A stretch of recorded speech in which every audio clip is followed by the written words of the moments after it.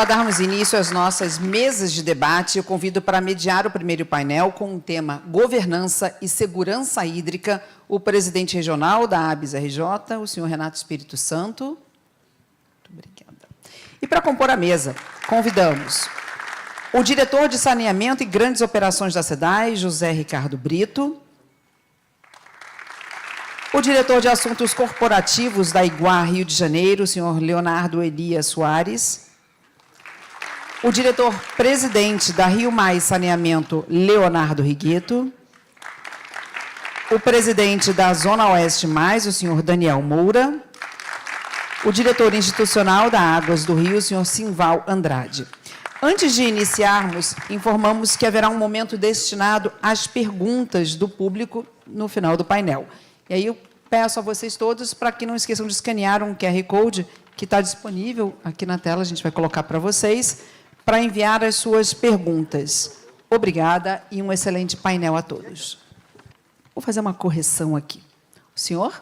Gontijo. O senhor Carlos Gontijo, por favor. Desculpa. Bom, queria saudar a todos. Desculpa ao Carlos, mas aqui foi tanta confusão, está vendo? Que troca nome, bota nome, vai, não vem, governador chama, prefeito chama, presidente da empresa chama. Aí dá essas coisas. Desculpa aí. Nós estamos com o tempo um pouquinho já avançado, então eu vou pedir aos colegas que procurem se atentar ao tempo. É lógico, tem hora que vai passar um pouquinho, mas tem dois polícias que estão nessas telas aqui por dentro, então cuidado que a polícia está atirando muito. Hein? Então, bom, brincadeiras à parte, eu queria pedir licença a vocês, eu não vou fazer nada dentro do que eu vou apresentar aqui, é coisa bem rápida, mas é que eu preferi fazer essa apresentação por aqui do que simplesmente ficar falando e dar um tom diferente do processo. Na verdade, eu queria marcar, dentro do nosso tema, que é saneamento e segurança hídrica, desafios e inovações em um cenário de mudanças climáticas. Quer dizer, é um tema bem amplo, bem geral, que permite uma série de interpretações, uma série de enfoques, visões diferentes. E aí eu queria trazer, nesse início do processo, alguns dados que eu fui pesquisar e fui buscar para poder mostrar um pouquinho a situação do que é o país. Não estou nem falando do Rio de Janeiro, porque o Rio de Janeiro está acima da média em relação a esses dados. Mas a gente precisa olhar um pouquinho para o país, né? Porque realmente é muito complicado, temos regiões aí com tantas dificuldades. Então, eu vou ser bem rápido, nisso que eu vou apresentar, e vamos ver se eu consigo operar esse negócio aqui direito, para ver se é isso aqui. Então, nós vamos começar com o saneamento básico, rapidamente, mostrando... Está faltando, né? Isso tinha que aparecer aqui, não aparece, não? Era bom aparecer na tela para o pessoal, né? Não sei se consegue, era para aparecer aí. Bom... Tem como mexer nisso? É rápido? Não sei se vai conseguir ou não. Bom, se o pessoal puder dar uma olhadinha. Na verdade, esses dados são todos conhecidos, né? A gente atende com água 83% da população, mas é um dado bem forte. Esgotamento, 53% do esgoto é coletado, e desse esgoto coletado, desses 53%, só 43% é tratado e tem destino final adequado. Ou seja, 20% do total, 20 e poucos por cento, né? A parte de resíduos, nós temos aí atendimento a 99% da população, com coleta, né? É um número bem interessante. Mas só 61% vão para aterros. E a gente sabe como são esses aterros, né? Nem todos são aterros controlados. E apenas 4% são reciclados. É um dado que choca muito, né? Vamos para a drenagem e a gente vê que só 17% dos municípios brasileiros têm plano diretor de drenagem. É um negócio que realmente mexe, né? Dá para a gente, os sanitaristas que aqui estão, pensarem um pouquinho com mais profundidade nisso. A nível de segurança hídrica, a gente fez algumas observações também, e nessas observações, a gente colocou os fatores que se... aqui já foi demais. Volta. Na segurança hídrica, os fatores que comprometem o acesso, a gente marcou a distribuição desigual, a má gestão e a falta de estrutura de saneamento e abastecimento. Quer dizer, isso compromete o acesso a essa segurança, compromete muito. Quais seriam as soluções? Investimento em saneamento básico, acho que esse investimento está acontecendo. Se a velocidade vai permitir atingir os marcos, eu não sei, mas está acontecendo. Garantir o desenvolvimento sustentável e promover a eficiência hídrica e energética. São dados que todos nós temos, mas que é bom a gente colocar assim para aparecer, né? E quais são as medidas fundamentais para assegurar essa disponibilidade? A criação de políticas públicas. Passa por aí, com certeza. O combate ao desperdício. É uma coisa que todos nós falamos. E a prevenção contra eventos climáticos. Aí começa a mexer, né? Porque a gente não ouve muita coisa com respeito à situação climática. E essa situação climática, como é que elas se manifestam? Com secas severas, com ondas de calor, com chuvas torrenciais e enchentes, com aumento de temperatura. Então, aí, os casos das enchentes, Rio Grande do Sul, seca no Nordeste, quer dizer, a gente está vivendo isso no país inteiro, né? Está aí, tem uma hora que está seco aqui, está chovendo demais ali, às vezes acontece até concomitantemente, depende só do local. E essas mudanças são causadas principalmente pelo desmatamento e pela emissão de gases de efeito estufa. A ação do homem. Os principais impactos. Lá na agricultura diretamente, na segurança hídrica, que nós estamos discutindo, na biodiversidade, porque você tem ataque à fauna, ataque à flora, risco na vida e nas moradias, especialmente em populações mais vulneráveis. E ações e desafios, quais seriam? A mitigação e adaptação. O plano clima está aí. Muita gente não conhece o plano clima, mas é um esforço da ANA, um esforço dos agentes reguladores para colocar esse plano clima em funcionamento. Compromisso com o Acordo de Paris. É uma série de colocações que se faz sobre desmatamento e coisas desse tipo, que foi feito num acordo anteriormente e que o país tem que cumprir. Desafios de governança, que também é um outro problema. Bom, essas colocações ficam só para a gente lembrar um pouquinho do aspecto do assunto, né, que é vivo para a gente hoje, que está aqui, e tentar trazer o máximo que a gente possa trazer isso que fica gravado aqui nos nossos anais. Nós estamos fazendo também uma revista, para não ficar só a nível digital. Isso vai ficar gravado também de forma escrita, como já foi feito no ano passado. Então, nós estamos trazendo essas discussões todas para efeito público, para que todos tenham isso, consultas fáceis, né?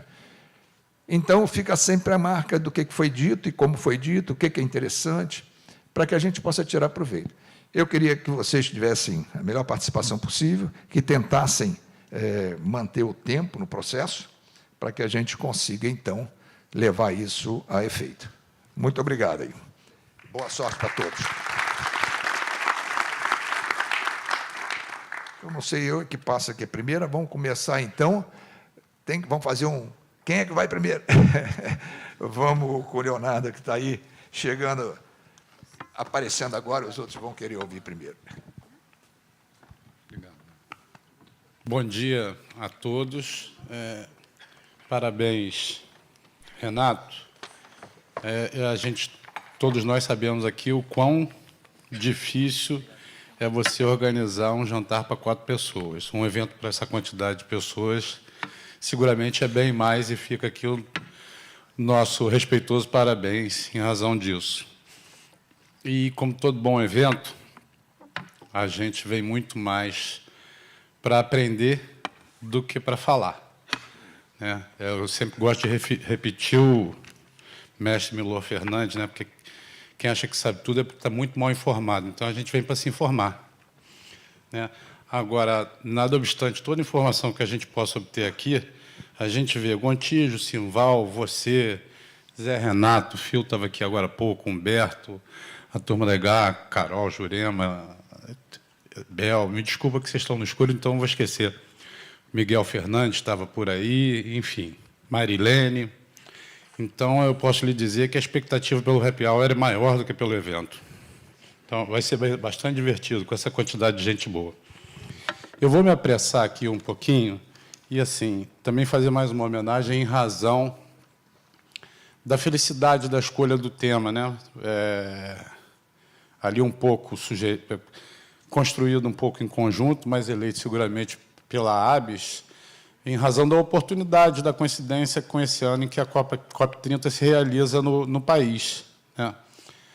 E a gente trouxe um tema aqui que eu vou passar muito mais ligeiro do que eu gostaria em respeito ao tempo de todos aqui, que a gente sabe que está atrasado por todos os motivos que você já relatou. A gente tem na Iguá feito um trabalho que nos traz uma emoção e um orgulho muito especial, né? Todo mundo sabe, quer dizer, todo mundo sabe, eu não sei, mas muita gente sabe que os contratos de concessão dos serviços de saneamento no Estado do Rio de Janeiro, eles são divididos basicamente em duas sortes de obrigação. Umas de natureza fixa, que são investimentos carimbados em dinheiro. No caso da Iguá, por exemplo, a gente tem uma quantidade de investimento para fazer em CTS, uma quantidade de investimento para fazer em comunidades e uma quantidade de investimento para fazer na revitalização do complexo lagunar de Jacarepaguá. Neste caso, são 250 milhões a preços, a valores da época, né?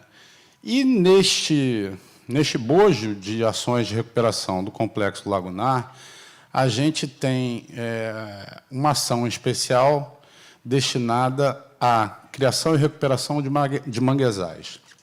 Os manguezais, a gente tem hoje já como... Primeiro, eles são naturalmente sequestradores de carbono importantíssimos. Eles sequestram, em média, 4, 5 vezes mais do que qualquer outro tipo de vegetação. Isso, por si só, já denota a relevância extrema dos manguezais. Então, na Iguá, a gente tem um projeto que a gente está...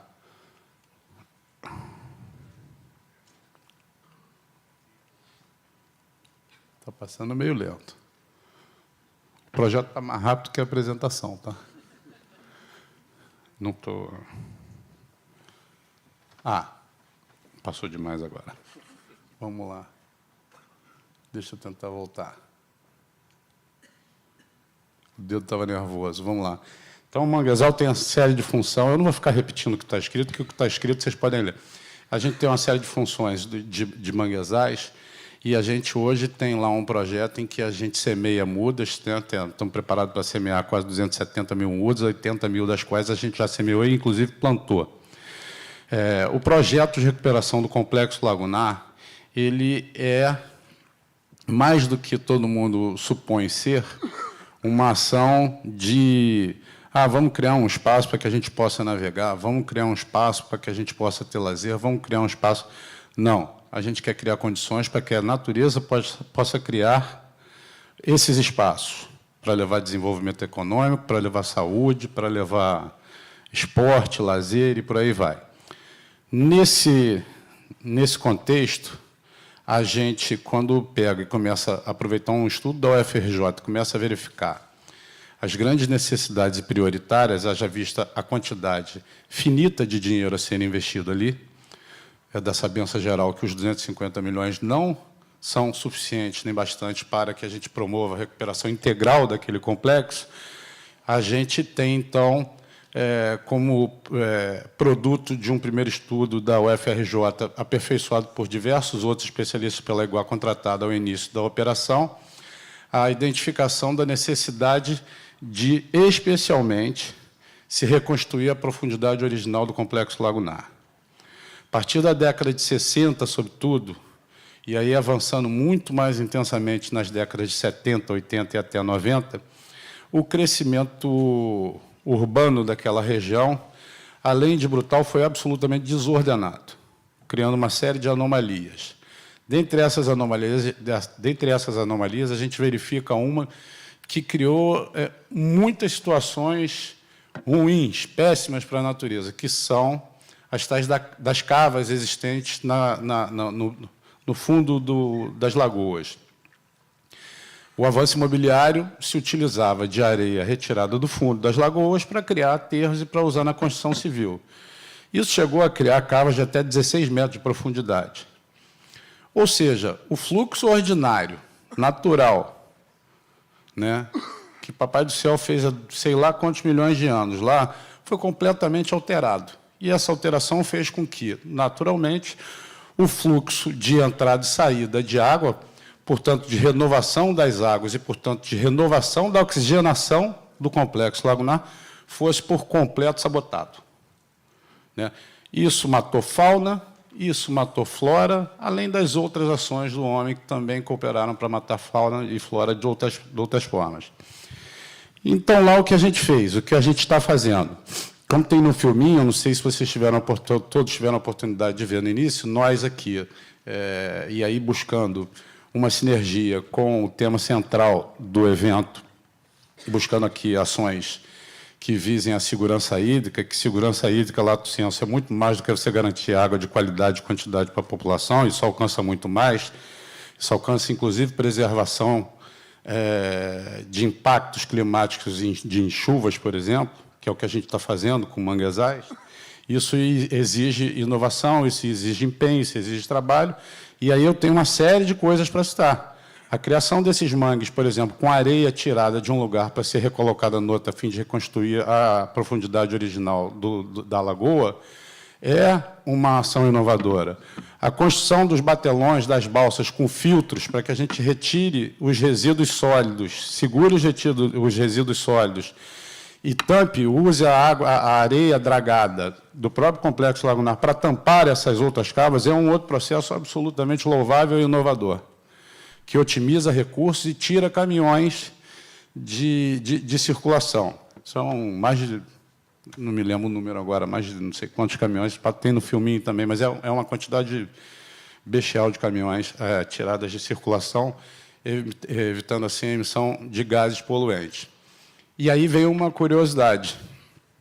Você sabia que, apesar de tudo isso, as empresas de saneamento não conseguem ser equilibradas no sentido de emissão e sequestro de carbono?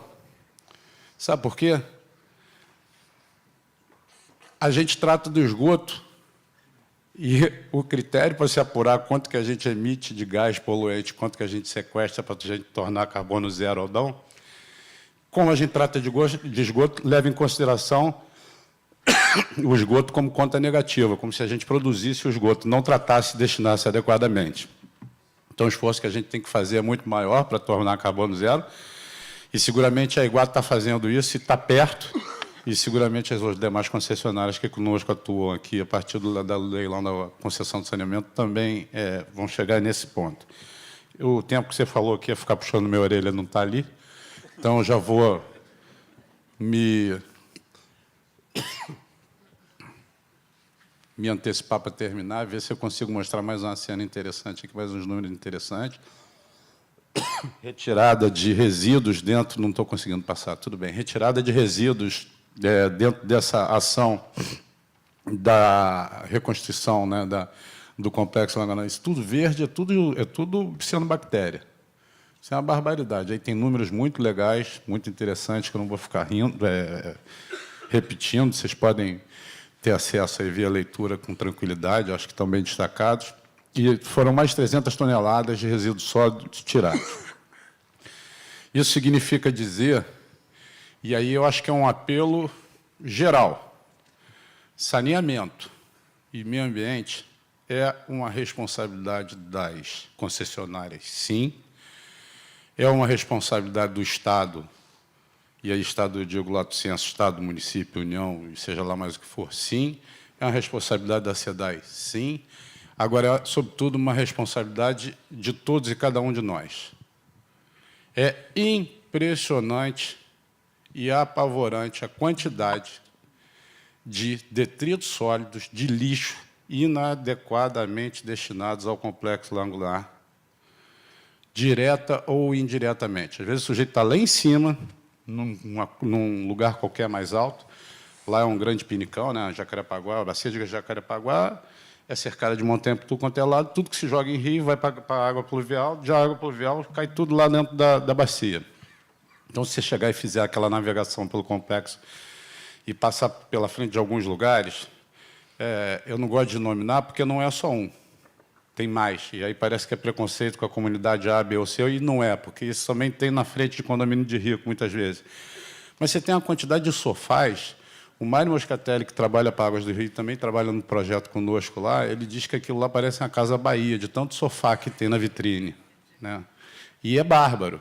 É uma coisa chocante, absurda. Não sei como é que vai parar aquela quantidade de sofá. Eu desconfio até que tem gente que coloca aquele sofá lá, porque não é possível. Mas, enfim... E bonecas, e bicicletas, e, sei lá, a gente pode citar qualquer sorte de objeto que a gente vai achar. Então, tem, sim, a ausência de saneamento em determinados locais, e isso não desculpabiliza a pessoa que joga inadequadamente o resíduo sólido ou o seu lixo em lugar errado, né? Até porque tem gente que não tem condição de jogar no lugar certo, então, por isso até que nós estamos aqui, por isso até que o Wanderson faz o belo trabalho que faz na prefeitura, mas é importante que a gente tenha um zelo muito maior, porque, como você falou, Renato, os impactos estão aí, né? A chuva no Rio Grande do Sul, eu não sei o que ali, daqui a pouco é no Rio, né? Já foi no Rio, vai ser de novo, isso não é uma questão de si, é quando, né? Então, é um pouquinho de cada um de nós que tem que cooperar, depois de um pouquinho de cada um de nós detratar ao longo dos últimos 100 anos, pelo menos. Gente, eu vou abreviar para preservar o tempo e viabilizar o tempo de todos, até porque o Simval está aqui, eu adoro ouvir o Simval é divertidíssimo. Vamos lá. Obrigado, bom dia a todos. Obrigado, Leonardo. Obrigado pela excelente apresentação, principalmente com esse projeto que tem um impacto imenso. Acho que na Casa Bahia você minimizou um pouquinho, porque eu sei que tem geladeira, fogão velho. Não sei como é que eles conseguem fazer isso, mas é lá, né? É lá, é para lá que vai. Assim como os detritos sólidos do dia a dia, papelão, uma lata pequena, garrafa, não sei o que eles colocam lá do lado de fora, teoricamente, para ser coletado. Muitas vezes a chuva vem, arrasta, o cachorro passa, fura, e aquilo caminha tudo para as galerias e vai ficando por ali, vai bater lá, na lagoa, no rio, corpo hídrico, né? Então, esse trabalho é um trabalho realmente fantástico a nível de recuperação das lagoas. Espero que isso aconteça, porque você vê os desdobramentos, né? A possibilidade de você ter os deslocamentos das barcas, os deslocamentos fluviais dentro da Baixada do Jacarepaguá, por todos aqueles rios e canais, o que é fantástico. É um projeto que já se pensa há muito tempo. O pessoal fala em trazer a barca de lá da Barra para a Praça 15. Essa é outra história, que é mar aberto, é complicado. Mas dentro da Baixada, é fantástico isso. Parabéns aí pelo processo. E eu acho que não é só Casas Bahia, não. É Casas Bahia e outras casas que tem por aí, porque é muita coisa. Bom, onde lá... rapaz, o quê? O pessoal ele não bota aqui para a gente, pô, eu estou de pescoço doído de olhar para cima. Mas não queria Águas do Rio agora, não. Não queria, não. Agora vocês vão se virar. Eu quero Zona Oeste mais, com o doutor Daniel. Agora você dá um jeito aí, bota a Zona Oeste mais, cara. Também fala, né? Aí não. Ele fala. Eles vão dar um jeito. Vão acabar colocando aqui. Ó. Vão acabar colocando para a gente. Bom. Já estão encurtando o tempo aqui, né, Contígio? Tá certo.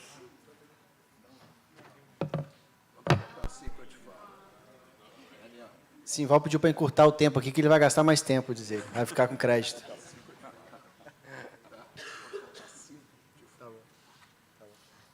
Bom, antes de colocar a apresentação até aí, doutor Renato, eu queria parabenizar o senhor, né? E aí cumprimentar o senhor aqui na mesa. E é o 4º evento já que a gente tem aqui a oportunidade de prestigiar. Eu, pessoalmente, é a 3ª vez que subo nessa mesa para poder falar sobre saneamento. Né? E a gente vive um momento no Rio de Janeiro tão oportuno e tão farto, né, desse debate. Eu acho que, para todos nós que estamos aqui vivendo esse momento, investindo e colhendo os frutos, né, começando a colher os frutos do saneamento no Rio de Janeiro, o quanto esse evento é importante. A gente se encontra diversas vezes, principalmente nas dificuldades do dia a dia, acaba ligando para um colega, pedindo ajuda, um socorro, e quando a gente para poder vir para cá e debater esse assunto, e ter um fórum mais adequado, uma oportunidade, de fato, de conversar com as pessoas com calma, e mais tarde ter o happy hour, onde a gente pode se confraternizar, eu acho que isso é fantástico, e aí eu acho que fica esse registro do parabéns pela iniciativa, pela ABS, pelo trabalho que vem fazendo, e aí não é só um Saneia Rio, né? A gente tem o Saneia Rio com uma estrutura fantástica, mas eu tive a oportunidade também de participar do podcast com o senhor e assistir a todos os demais também. Então, é um trabalho que a ABS vem fazendo pelo saneamento do Rio de Janeiro, que eu acho que vem fomentando e vem alimentando isso tudo, e parte deste resultado que a gente vem colhendo e que vai colher ainda durante muito tempo, sem sombra de dúvidas, tem a influência aí do trabalho de vocês. Então, eu queria deixar esses parabéns pelo trabalho que vocês estão desempenhando aí pela ABS Rio de Janeiro, em conjunto com as concessionárias, sem dúvida, né? Então, eu estou aqui hoje falando pela Zona Oeste Mais Saneamento, né, um contrato, como o Wanderson teve a oportunidade de comentar na fala dele, com o município do Rio de Janeiro. Lá em 2012, há 13 anos atrás, né, desculpa, a Prefeitura teve, na época, a ousadia de fazer a licitação da Zona Oeste do Rio de Janeiro, hoje atual e única Zona Oeste do Rio de Janeiro, já que os nossos colegas da Iguá passaram aí para a Zona Sudoeste, então a gente hoje pode falar com propriedade que somos a Zona Oeste do Rio de Janeiro, na AP5, e fez a licitação da parte de esgoto, né, de esgotamento sanitário, com várias metas contratuais de investimento, e a parte de gestão comercial, há 13 anos atrás. E desde então a gente vem vivenciando essa mudança na realidade da infraestrutura daquela região. E eu trouxe aí na apresentação um mapa do que a Zona Oeste representa no município do Rio de Janeiro. Então, todas essas cores acesas e destacadas no mapa é, de fato, a nossa área de atuação.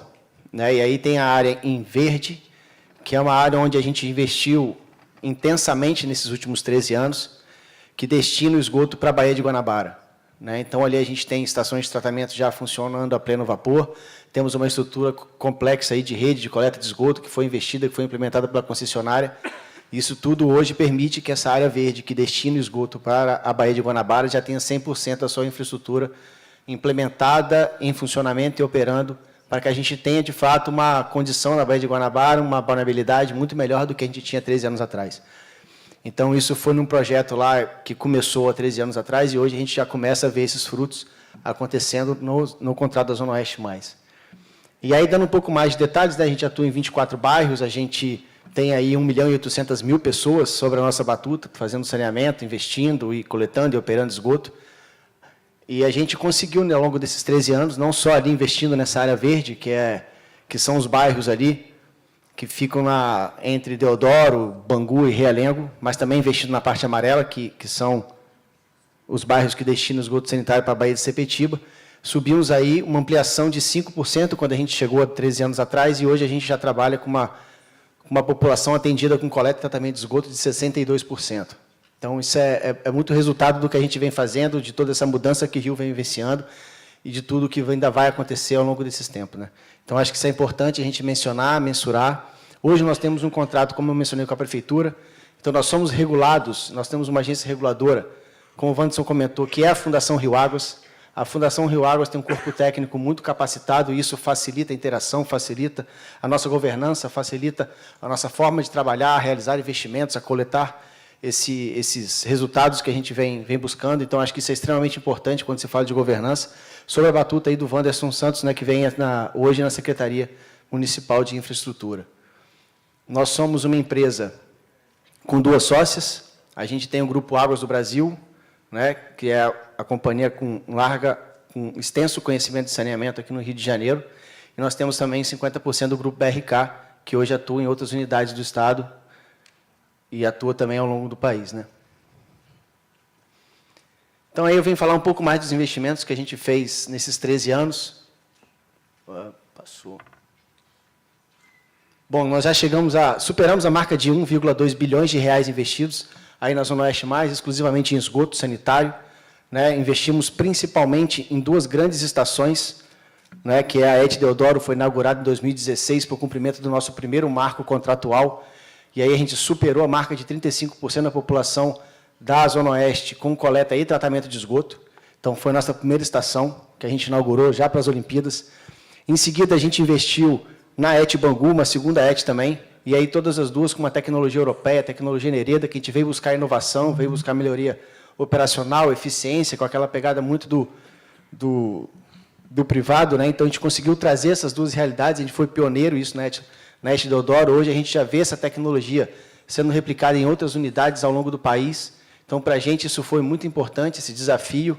Foi uma implantação complexa, né? Nada nessa vida, quando você traz inovação, traz qualidade, traz otimização e eficiência, ela vem de forma fácil. Então, foi o resultado também que a gente conseguiu investir, trazer e buscar através da ET Deodoro. Replicamos na ET Bangu e vamos trabalhar ainda mais para replicar isso na ET Campo Grande, que a gente vai ter a oportunidade de explicar.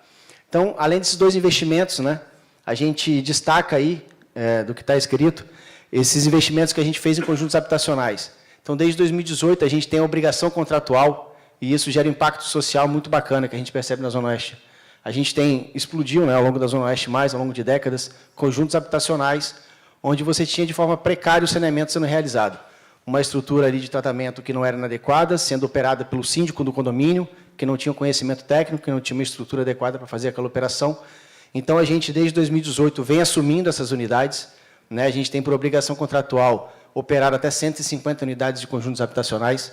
Nós estamos atualmente com mais de 140 um pouco, mas o bacana é que esse número ele é mutável.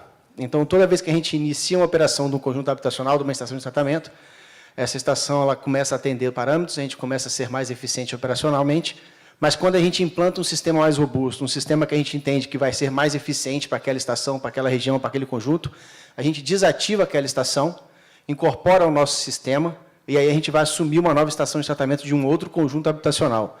Então, isso vem gerando um impacto bacana, ambientalmente, socialmente, na Zona Oeste, junto desses conjuntos habitacionais que a gente vem operando. Tá? E aí eu vou dar um pouco de destaque nessas duas ETs que a gente construiu, na ET Deodoro, né, uma ET onde a gente fez um investimento de mais de 200 milhões de reais lá em 2016. Só passar a slide.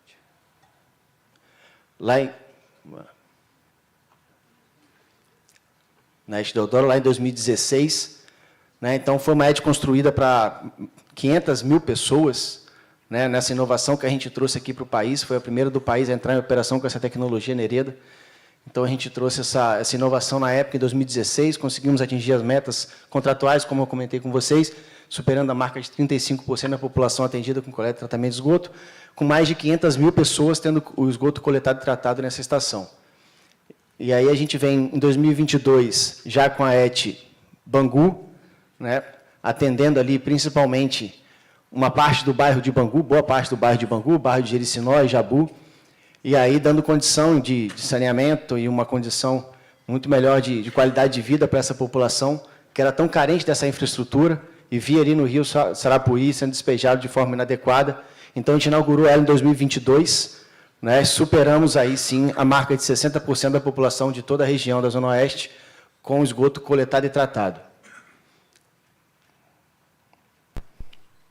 E aí a gente pode ver nesse vídeo, né, o que traz a inovação e o que traz essa tecnologia que a gente costuma comentar e às vezes é difícil de visualizar. Né? Esse vídeo ele demonstra a diferença que tem do tratamento de esgoto sendo realizado por essa tecnologia inovadora, que a gente chama de Nereda, uma empresa holandesa, né, onde o grande segredo está na decantação do lodo, quando ele vai ali dentro do reator biológico. Né? Então, a gente percebe no vídeo da direita essa diferença que faz quando a gente compara com o processo normal de lodos ativados. Então, isso a gente trouxe, a gente teve a oportunidade de trazer para o país, de ver se multiplicar pelo país e de receber diversas companhias, né, pensando em construir, em inovar, em investir nessa tecnologia. Recentemente, a gente recebeu um pessoal da Sabesp, né, e eu acho que é muito bacana a gente ter essa troca de conhecimento, e eles estão com uma pretensão de construir uma lá com mais de 4 metros cúbicos por segundo, então são coisas gigantescas, e a gente tem a oportunidade de trazer isso para o país através de uma licitação, de uma PPP, de uma concessão pública, que foi feita lá em 2013.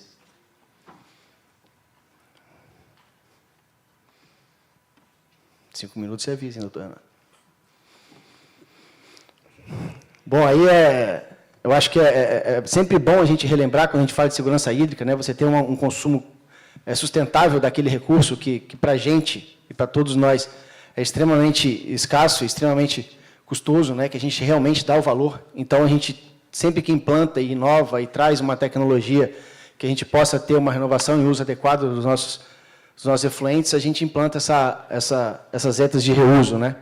Então, hoje, a nossa operação trabalha 100% com água de reuso, nas estações que a gente implantou e inovou, e, além delas, a gente também consegue trabalhar nossa operação de manutenção de redes, e, além disso, fornecer também a Conlurb uma água de reuso, que, para a gente, é um entendimento e uso correto deste efluente mais tratado e adequado, né, de uma forma que seja mais sustentável. Então, para a gente, isso é muito importante. Só passar. Bom, aí falando um pouco do que a gente ainda tem a fazer, né? Quando a gente olha lá na Zona Oeste Mais, uma concessão que foi feita pelo município há 13 anos atrás, já avançou tanto, mas a gente ainda tem muito a avançar, né? A gente, como eu demonstrei lá, a gente conseguiu investir bastante e ter, de fato, 100% do esgoto coletado e tratado naquela região amarela, na região verde do mapa, mas na região amarela também a gente investe muito. E hoje a gente tem um projeto já pronto, né, para ser executado em Campo Grande. A gente fez a aquisição de um terreno em Campo Grande, ali nas margens da Brasil, na lateral do estado do Tingui. Então, é um terreno que a concessionária já adquiriu, um projeto que a gente já está evoluindo, que a gente já tem hoje bem avançado o processo de licenciamento. Então, é uma ET também que a gente vai construir com a tecnologia Nereda. Então, é importante ressaltar que a concessão, ao longo de 13 anos, ela investiu muito, mas ainda tem muito a ser feito. E é isso que a gente vem buscando, uma ET aí com mais de 400 litros por segundo, vai atender outras 400 mil pessoas, né, e aí sim a gente vai superar mais de 75% da população da Zona Oeste Mais com esgoto coletado e tratado. Tá? E aí, por último, eu acho que a gente sempre traz, e aí com muito orgulho, o que a gente costuma trazer, são as ações sociais que a gente pratica na Zona Oeste. Né? Acho que, para a gente conseguir fechar o tempo, vou passar rápido, mas eu destaquei aí dos 6 projetos que a gente tem, eu trouxe 2, que eu acho que a gente tem muito orgulho de comentar. O primeiro deles, e é esse que está na tela, é o que a gente recebe e de forma muito positiva, de forma gratuita e de forma muito gratificante para aqueles alunos que vão lá, os alunos da rede pública de ensino fundamental. Então, eu trouxe um vídeo que traz o testemunho de uma das professoras que tem a oportunidade anualmente de visitar a nossa estação de Deodoro com os alunos dela.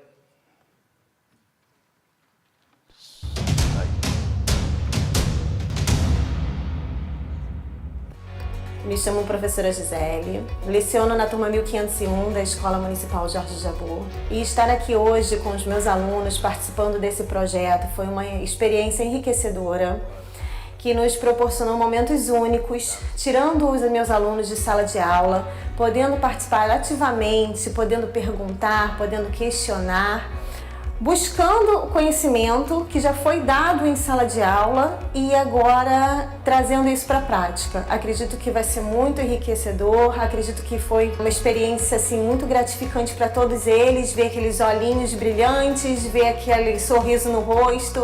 Bom, acredito que essa questão do meio ambiente nós já estamos falando muito em sala de aula, a gente vem de vários debates sobre isso. Acredito que vai, sim, salientar mais isso e vai fazer com que tornem as crianças incentivadores, né, dos próprios responsáveis, a ter mais cuidado com essa questão do lixo. Acredito que isso de uma forma muito positiva para os seus lares. Então, esse é um dos projetos que a gente entende que não é que é uma responsabilidade social, né, de uma concessionária pública, levar para aquele ambiente que a gente está tão envolvido, tão engajado. Então, isso é uma oportunidade que a gente tem de trazer essas crianças de forma gratuita, oferece lanche, ensino, estudo. Então, é muito gratificante o resultado que a gente colhe disso. E esse é um projeto que a gente iniciou esse ano já, né, que é um projeto em parceria com a SEDAI, inclusive, né, que está trazendo um resultado muito bacana naquele parque que fica inserido ali na Zona Oeste, o Parque da Pedra Branca, de reflorestamento. Então, a gente faz o fornecimento de lodo das nossas estações, e aí a gente consegue plantar mudas, colher as mudas e fazer o plantio junto com uma ONG do Parque da Pedra Branca, e desenvolve isso lá. Já foram mais de 3 mil mudas plantadas só em 2025, e é um projeto que vem dando certo e que vem colhendo bons frutos também na região do parque, com a população regional, local, né? E a gente vem fazendo esse trabalho social que é bem bacana. Tá? Então, acho que é mais isso que eu trouxe para vocês hoje. Fico à disposição depois para perguntas, e eu acho que parabenizar mais uma vez o Dr. Renato Espírito Santo, a ABS, pelo trabalho que vem fazendo, por a gente estar aqui debatendo esse assunto e tendo essa conversa que é sempre muito positiva. Tá? Um bom dia a todos. Obrigado, Daniel. Parabéns aí pela exposição. Às vezes passa um filmezinho na cabeça da gente, eu já trabalho com saneamento há muito tempo, né? Ó, eu sou Espírito Santo, mas o senhor está no céu. Obrigado pela forma carinhosa, mas, de qualquer maneira, eu estou dizendo do filme porque me faz voltar um pouquinho lá na época em que eu trabalhei em Deodoro, pela SEDAI, e aí recebi, tinha que trabalhar com água e esgoto lá, e eu recebi a incumbência de gerenciar aquela área. E aí eu comecei a ver as estações que existiam dentro dos condomínios, se é que a gente podia chamar aquilo de estação, né? Porque era um negócio de louco. Pela legislação, os empreendedores eram obrigados a fazer os sistemas de água e de esgoto, a SEDAI, no caso, aprovava os sistemas, aprovava as estações de esgoto, normalmente não tinha rede, a porta para coletar, então eles tinham que fazer o tratamento para poder despejar. E depois de alguns meses, nem anos, alguns meses e anos, síndico operando, você imagina o que vai dar. E o que nós tínhamos de estação lá abandonada era uma loucura. Isso. Aí vai passando esses filmes, né? Mas ainda bem que vocês estão fazendo esse trabalho de recuperar quando tem que recuperar e de colocar no sistema quando pode colocar, porque é fundamental. E acho que passa exatamente por aí. Eu vou passar agora para o nosso colega Carlos Gontijo, da Rio Mais. Acertei agora. Tudo certinho, viu? Fique à vontade. E eu vou te avisando aqui, 5 minutos eu te aviso. Então, bem, bom dia a todos. Bom dia, Renato. Obrigado aí pelo convite. É um prazer estar aqui com vocês e cumprimento toda a mesa. Deixa eu pegar aqui a minha apresentaçãozinha, que eu acho que já está aqui. Deixa eu ver se vai. Cuidar da água é cuidar da vida. Ele já passou. Nós já passamos ele. Deixa eu falar um pouquinho da gente aí, na verdade. A Rio Mais é uma empresa do Grupo Águas do Brasil, né? Na verdade, nós somos o Bloco 3, lá da SEDAI, que ganhou a licitação. E eu acho que correu. Deixa eu voltar. Ué. Oi? Esse passador está meio enrolado. Vamos lá. Tá. Ele não está ficando. Quando encosta aí, às vezes dá Oi? Eu acho que não pode deixar ele aqui. Vamos lá, deixa eu ficar com ele já. Bem, então, voltando, nós somos uma empresa do Grupo Águas do Brasil. Não vai não, né? Bem, então, vamos lá. Fazer o contrário, ele vai andando e você vai falando o que ele disser. Pô, mas ele está andando rápido de verdade. Nem que eu fosse narrador de corrida de cavalo, eu conseguiria falar isso tudo. Pô. Vai falando e pede que ele muda lá em cima também. Oi? Ele muda lá em cima? Então tá bom. Beleza, fechado. Não está dando certo, não. Vamos lá. Vamos esquecer isso aí. Vamos. Bem, a Rio Mais é uma empresa que, na verdade, opera em 18 municípios aqui no Rio de Janeiro, né? Além do Rio. A gente está aqui na Zona Oeste Mais, junto com o Daniel. A gente faz parte lá daqueles 24 bairros que ele administra lá, que ele cuida, coleta e trata esgoto e também cuida da parte comercial. A gente abastece água lá. O grupo, hoje, aí eu estou falando em relação ao grupo, hoje nós temos quase que a metade do Rio de Janeiro, faz parte do Grupo Águas do Brasil, né? Além da Rio Mais, as demais concessionárias que fazem parte do nosso grupo. Vamos lá, nós somos formados pela Rio Mais e pela 20, na verdade, nessa sociedade. Tá? Então, ali tem os nossos blocos, que é a Zona Oeste, que está aqui no verdinho, tem a Metropolitana 1 e a 2, que é a parte daqui. Quando a gente fala em Metropolitana 1 e a 2, a gente está falando em Itaguaí, Seropédica, Paracambi, Piraí, Pinheiral, Vassouras e Rio Claro. e também a parte lá da Serra e na Norte Fluminense, que é Rio das Ostras, e mais 10 municípios lá de cima. A gente, na verdade, hoje atende algo em torno de 2.600.000 pessoas. Tá? Então, tem aqui, hoje nós temos, a Rio Mais tem algo em torno de 2.000 colaboradores. Desses 2.000 colaboradores, nós temos 33% de colaboradores mulheres, e quando eu falo isso, eu estou falando com o todo. Tá? Então, o todo dos nossos 2.000, 33% são mulheres. Se nós pensarmos na autogestão, de superintendente, diretores e presidentes, esse número é 50%. Tá? Então, nós somos bastante... É uma empresa que trabalha com muitas mulheres. Na verdade, as mulheres fazem parte das nossas vidas, e a gente se sente muito assim, valorizados por elas estarem conosco. Além das mulheres, nós temos 34 pessoas do nosso grupo como declarados como preto e pardos, tá? Inclusive esse que vos fala também é um deles. Então, nós somos uma empresa bastante inclusiva. Falando um pouquinho de sustentabilidade, a gente tem alguns programas, né? A gente, na verdade, tem um programa lá de coleta de óleo. A gente já coletou algo em torno de 1.000 litros de óleo. Nossa maior estação de tratamento de água, que fica em Rio das Ostras, o resíduo, o lodo da estação, a gente, ao invés de destinar esse lodo a um aterro sanitário, nós destinamos a ele uma olaria em que esse lodo vira tijolo artesanal, inclusive um tijolo com valor agregado até maior. Então, aquilo que era resíduo, na verdade, vira matéria-prima para um outro produto, inclusive com a grife de sustentabilidade. Mas o que... Olha, foi... Toda a nossa energia que nós consumimos na empresa, na Rio Mais, é através de energia limpa. Tá? Então, tudo que nós consumimos lá é através de energia limpa. Isso quer dizer que, na verdade, é algo que seria algo em torno de 22.000 árvores, grandes números, por ano, de plantadas por ano, para captura de carbono, algo em torno de 3.170 toneladas de CO2, que a gente está evitando lançar na atmosfera, tá aí algo em torno de 78.000 megawatts por ano. Vamos lá?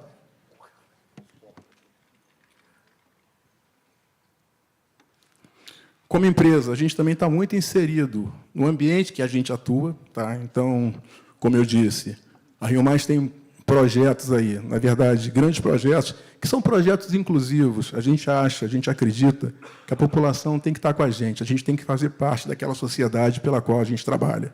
Então, esse ano, a gente patrocinou a Taça das Favelas, que foi assim um evento brilhante. Eu acho que as pessoas que lá estiveram... Agora, imagina... A final da Taça das Favelas foi transmitida na Rede Globo, no sábado, no horário nobre. A Rede Globo ficou passando as finais de 2 horas às 6 da tarde. Primeiro o feminino e depois o masculino. Então, aquilo é muito bacana. Você vê crianças que jamais teriam oportunidade, pessoas teoricamente invisíveis, sendo passadas na Rede Globo e com várias pessoas capturando aqueles talentos, entendeu? Então, é algo que assim foi muito motivante, uma coisa assim... para ser guardado para o resto da vida. Além de tudo, a gente tem lá a Fundação Angélica Goulart, que é um curso de jardinagem sustentável também para as crianças. Outro concurso também que foi algo assim muito legal é o concurso que nós fizemos com a Secretaria Municipal de Ensino aqui do Rio de Janeiro, que é o concurso Amigo das Águas. Esse concurso premia são 10 premiações para as crianças com as melhores redações de todos os colégios aqui do município do Rio de Janeiro. Tá? Então, foi um concurso bacana demais. Esse concurso, eu tive a felicidade... Eu acho que depois eu vou passar um filminho, vocês verão.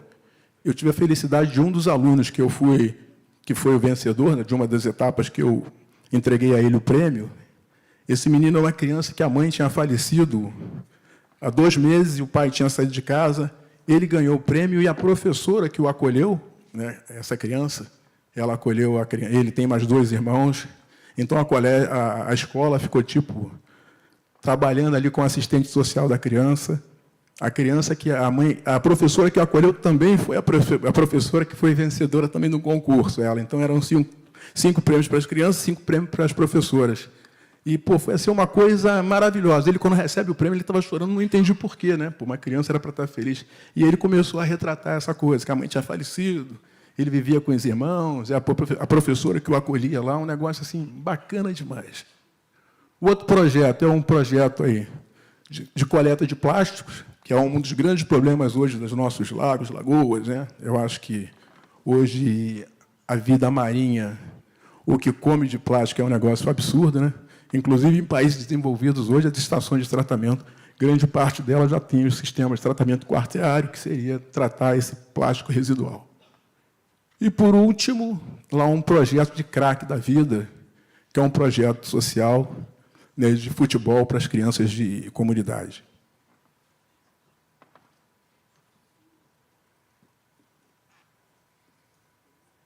Bem, em relação ao investimento, nós já fizemos algo em torno de 600 milhões de investimento. Nós estamos fazendo 3 anos, né? Nós somos um ano mais novo do que as nossas colegas, nós entramos um pouco depois. Isso aí quer dizer que são algo em torno de 240 obras já realizadas.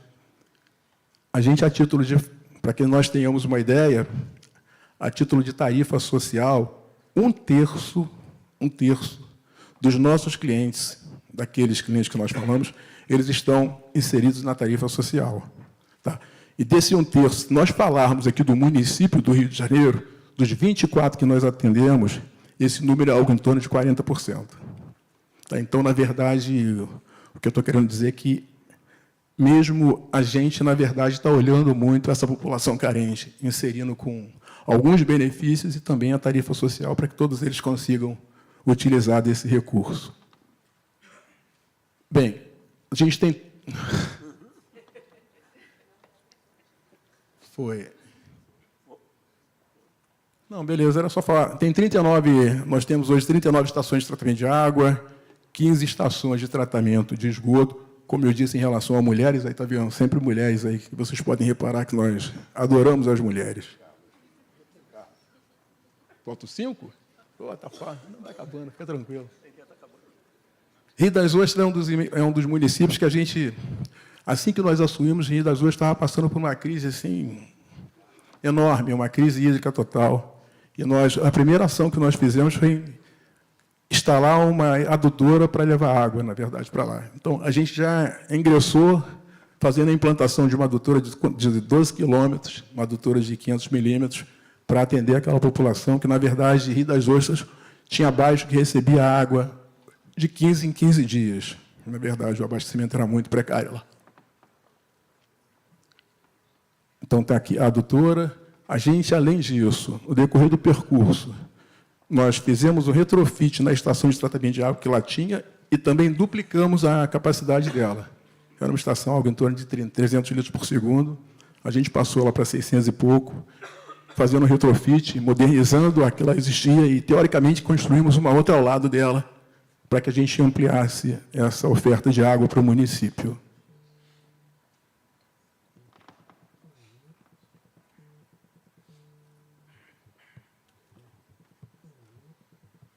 Aqui é um bairro, esse bairro, para que a gente tenha uma ideia, esse bairro em Rio das Ostras era um bairro que tinha uma caixa d'água coletiva, que era abastecida essa caixa, e as pessoas iam lá coletar água através de balde, de caixa, para ter um pouco de água tratada, quer dizer, tratada, nem sei se era tratada nessa caixa, era uma caixa coletiva, estava ali.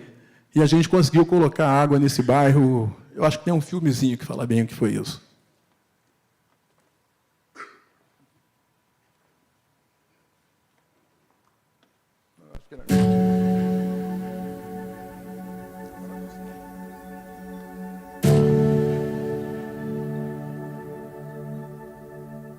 Eu vivia triste, eu queria até mudar desse lugar aqui por causa da água. Porque é muito sofrimento. Tem vezes que a gente não tem água nem para tomar. E a gente vive lá como ninguém.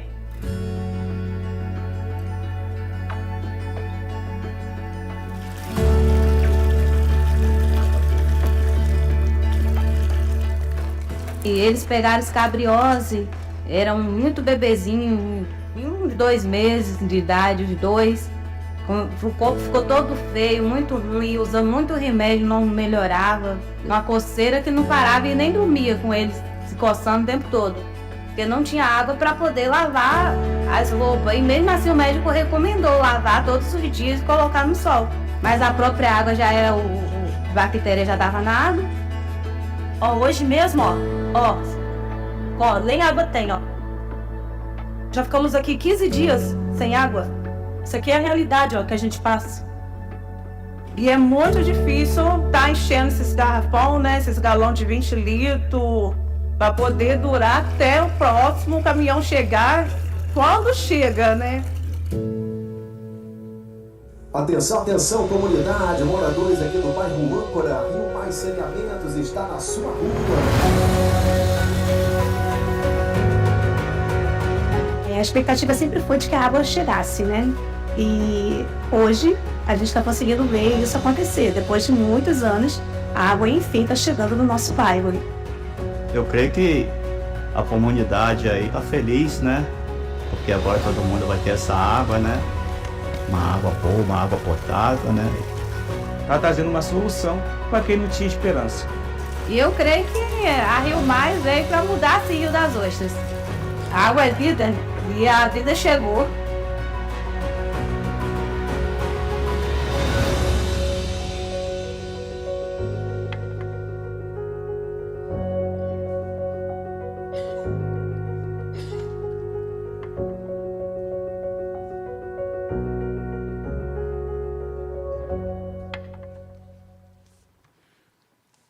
Renato, para fechar agora, uma coisa rápida. Então, isso aí é Rio Mais. Agora falando um pouquinho do grupo, na verdade, até porque eu tive uma colega aqui, tive um prazer enorme de vê-la aqui, trabalhou comigo, Carla Pestana, eu acho que ela está aí. Na verdade, tive um imenso prazer em trabalhar com ela há uns anos atrás, trabalhamos na região dos Lagos, e lá a gente conseguiu fazer projetos assim, bastante bacanas em relação à sustentabilidade. Para que você tenha uma ideia, na época a gente reflorestou 52 hectares em torno da represa lá de Turnaíba, que abastece as coisas. Toda a nossa parte de lodo, de resíduo, de ET, estações de tratamento de esgoto, eles deixavam de ser resíduo e viravam matéria-prima. Eles viravam tijolos, de baixa densidade, obviamente, virava artesanato, feito por crianças com espectro autista, entendeu? E esse artesanato gerava renda para essas crianças, que, na verdade, a gente comprava deles isso. O lodo da ETA, na verdade, ele era transformado em tijolo. Esse tijolo que nós fazemos hoje lá em Rio das Ostras. Tá? E todas as nossas estações de tratamento de esgoto que tinha lá na empresa, que, na verdade, nós tínhamos 7 estações, eram destinadas para essa estação que coletava todos esses esgotos e transportava. E viravam ou composto orgânico para atuar no reflorestamento, ou artesanato feito pelas crianças, ou tijolos ecológicos. Entendeu? Então, na verdade, em relação à sustentabilidade, eu acho que a gente tem que começar a pensar nesses resíduos e fazer desses resíduos, obviamente, matéria-prima para outros subprodutos. Era isso. Obrigado, gente.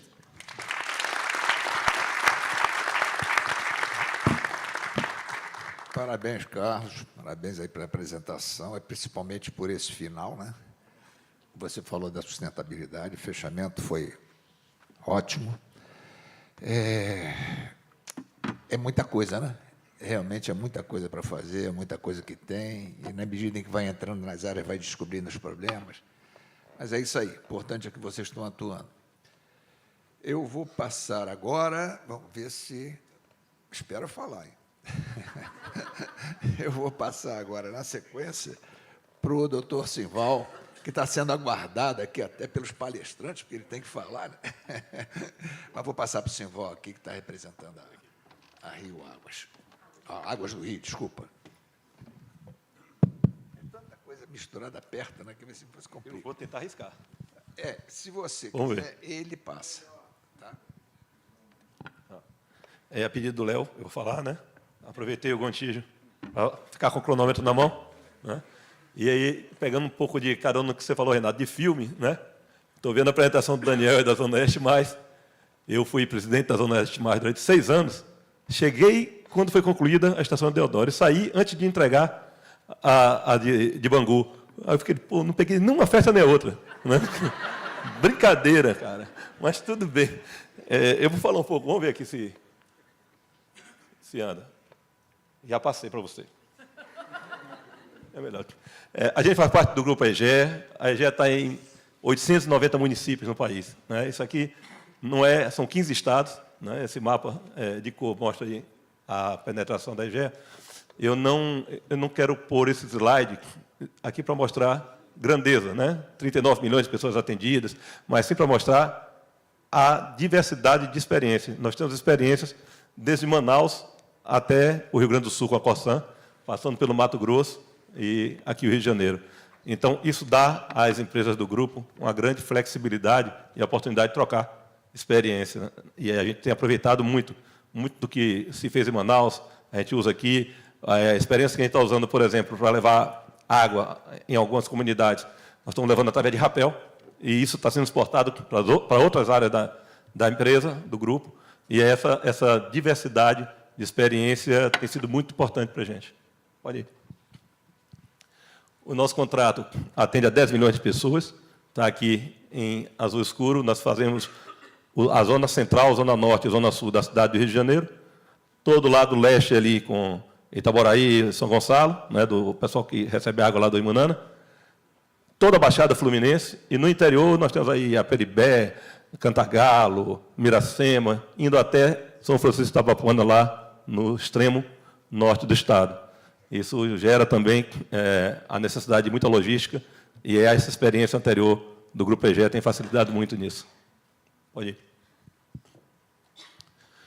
Hoje nós temos 7 mil empregos diretos e 3 mil indiretos. Temos um programa de diversidade que acabou de ser premiado nacionalmente, que é o Respeito ao Dalton. 72% dos nossos colaboradores se autodeclaram negros e negras, e nós temos metade do nosso efetivo oriundo de comunidades. E tem a questão da luta contra o etarismo, que em Copacabana nós reativamos a loja, né, em Copacabana, que é o bairro, talvez, com maior teor, maior presença de idosos na cidade do Rio de Janeiro.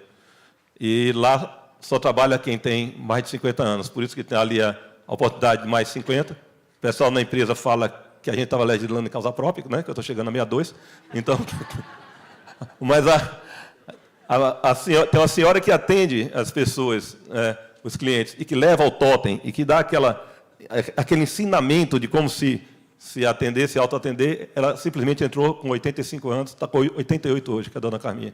Então, isso é diversidade na prática. A gente fala que você não consegue ter uma visão diversa se você tem um grupo homogêneo. Então, diversidade é colocar dentro da empresa e no poder decisório as diversas matizes, repetir a construção do local onde você trabalha. Então, a gente tem uma distribuição interna da empresa muito parecida com o que é o Rio de Janeiro, e isso faz com que a gente tenha mais facilidade para gerar novas soluções. Aqui são os investimentos. Hoje eu já citei que, somando a outorga de 15 bilhões, nós vamos fazer 40 bilhões de investimento. 40 bilhões é dinheiro para caramba, gente. Eu não tenho noção, se você for pegar em cédula isso, e botar num espaço, você tem noção. Eu não tenho noção do que são 40 bilhões. Né? Então, mas o mais importante disso, que nós já investimos 5 até hoje, e pode passar. E o estudo do Tratado Brasil nos mostra que esses 40 bilhões viram outros 40 bilhões de benefícios, né? Na valorização imobiliária, com menos absenteísmo no trabalho, menos falta na educação, aumento do turismo.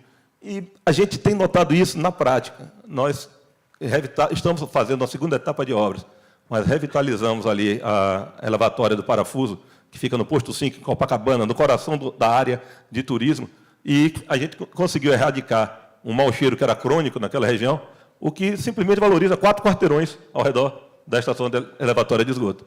Então, a gente tem visto o impacto na Praia do Flamengo, por exemplo, quando o que voltou não foi só a água balneável, né? Voltaram os vendedores de coco, os donos de barraca, os professores que fazem esporte aquático. Então, eu volto a dizer, a grande coisa que a gente nota é o impacto social e econômico que essas concessões trazem, além da sua função natural ambiental. Hoje nós temos 12 milhões de pessoas atendidas com tarifa social. Então, a gente está procurando fazer com que a água chegue a quem não tem água. Mais de 600 mil pessoas tiveram água pela primeira vez. E, com isso, a gente está dando dignidade, está ampliando a questão da saúde e da dignidade na cidade e no estado do Rio de Janeiro. E, na parte de educação, a gente tem um programa amplo chamado Saúde Nota 10, que todas as empresas da EGE praticam, com várias iniciativas, que eu não vou relatar aqui, mas só dar um destaque com esse Rio é Meu, que é um programa que a gente faz nas escolas. Todas as escolas do município do Rio já foram envolvidas nesse programa, onde os professores são capacitados através de uma plataforma digital e a gente entra com os programas tradicionais de educação ambiental da EGEA e a gente conseguiu fazer o quê? Colocar no currículo da criança o saneamento.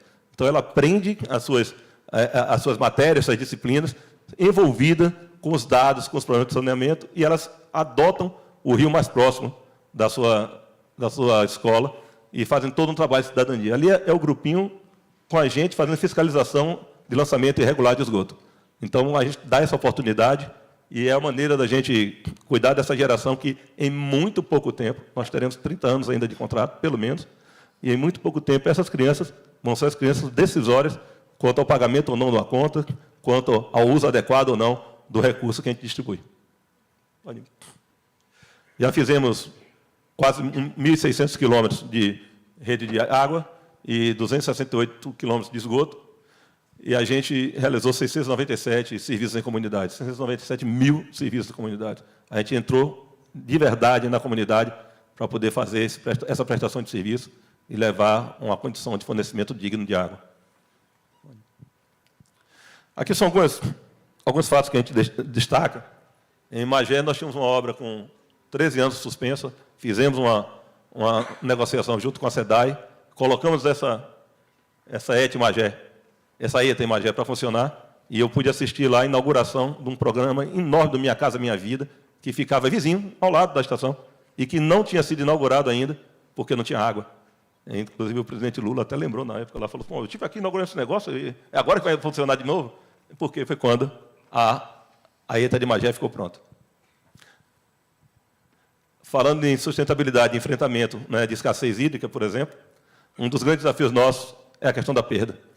A gente tem uma meta no contrato, o contrato tem meta de perda de não superior a 25%, e nós identificamos muitos vazamentos grandes, nós temos problemas sérios de perda d'água, e a gente tem uma verdadeira obsessão na conservação desse recurso. Isso sem falar que a gente paga essa água à SEDAI, independentemente da perda ou não. Então, se toda a questão de sustentabilidade, toda a questão de poder socializar a água, tirar essa água que está sendo jogada fora e levar para quem não tem água hoje, que é a nossa realidade, além de tudo isso, tem a questão objetiva do custo operacional, que hoje é o maior custo operacional que todo grupo, a EGEA, tem no país, é o que a gente paga de água à SEDAI. Então, é necessário um esforço muito grande na conservação desse recurso. Pode passar. Aqui é um pequeno exemplo do que a gente enfrenta com um dos causadores de perda d'água. Isso aqui é furto, né? Nessa adutora, nós tiramos mais de 100 conexões irregulares. E uma coisa que eu sempre falo, quem faz essa furação aqui não é seu João e Dona Maria.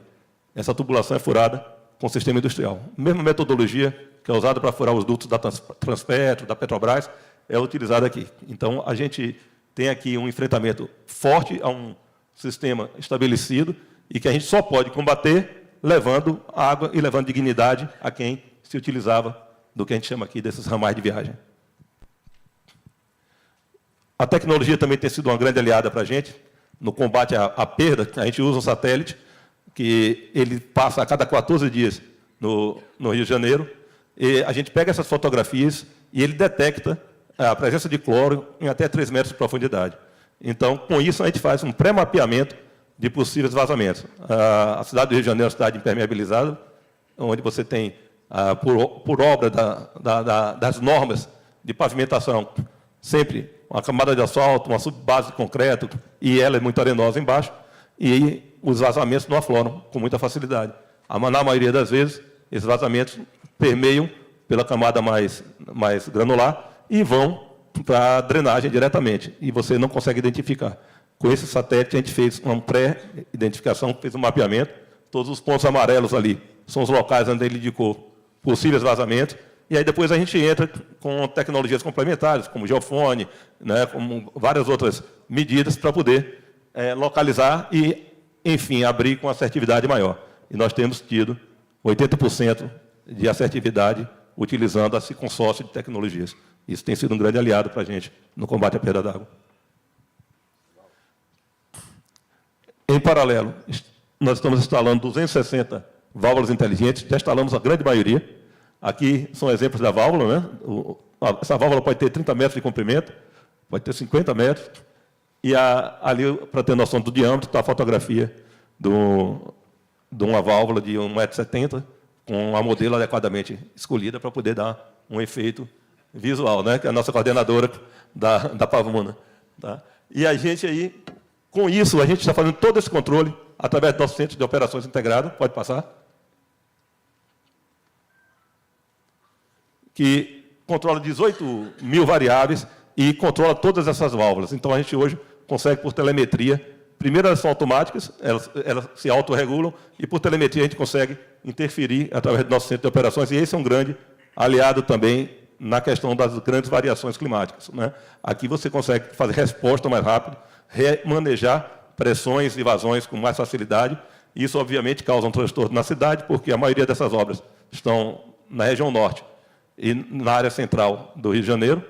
E esse trabalho é para a gente melhorar as pressões, reduzir vazamento e pegar essa água que era desperdiçada e encaminhar para os locais menos favorecidos, notadamente a Baixada Fluminense. Pode passar? Um ponto importante aqui, em termos de sustentabilidade, o contrato previu, desde o início, que 2 cidades, Japeri e Queimados, seriam as primeiras a receber um sistema separador absoluto. Até o final do ano, nós estamos entregando a estação de tratamento de Queimados, que vai atender essas 2 cidades. E, com isso, a gente vai pegar 2 cidades que tinham 0% de cobertura de esgoto e universalizar o tratamento de esgoto, evitando que elas joguem seus esgotos brutos, onde justamente a SEDAI capta, que é na Bacia do Guandu. Então, isso é um impacto consorciado muito importante. Não são só os moradores, os 240 mil moradores da região que estão sendo favorecidos. Essa obra é uma obra estruturante para mais de 9 milhões de pessoas e para a própria facilidade da operação da SEDAI e da conservação de recursos por parte da SEDAI. Aqui tem um case de sucesso nosso, foi citado já por Léo a questão dos manguezais, e a Lagoa hoje, para a gente, é uma grande vitrine, porque a gente conseguiu realmente mudar o patamar de discussão em relação à Lagoa Rodrigo de Freitas. Hoje não se discute mortandade de peixe na Lagoa Rodrigo de Freitas, se discute se já está no momento de enquadrá-la num determinado nível que permita o banho e o contato direto. Então, é uma mudança completa de pauta. Nós estamos sendo chamados a discutir, né, com o Comitê de Bacia, se esse enquadramento para banho já seria oportuno, e não estamos mais discutindo se vai morrer peixe ou não. Então, é um avanço muito grande. Pode bater o vídeo? De Freitas se transformou de um passivo ambiental que custava dinheiro. Porque para você limpar 400 toneladas de peixe mortos aqui, e o mau cheiro, os quiosques não vendiam nada, os pescadores não tinham o que vender, hoje você tem um ecossistema equilibrado e gerando oportunidades econômicas. Pode passar. Então, aí o Moscatelli, que foi citado até pelo Léo, faz um trabalho, né, grande na Rio de Janeiro, além de boa parte dos municípios da região... Só para ajudar, a gente Rio de já Janeiro, tirou... além de boa parte dos municípios da região... A gente já tirou 119 milhões de litros por dia de esgoto da Bahia. Isso já tem dado impacto.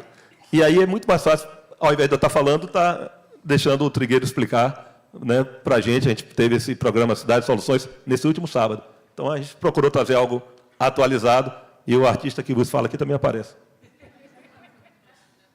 Agora você volta.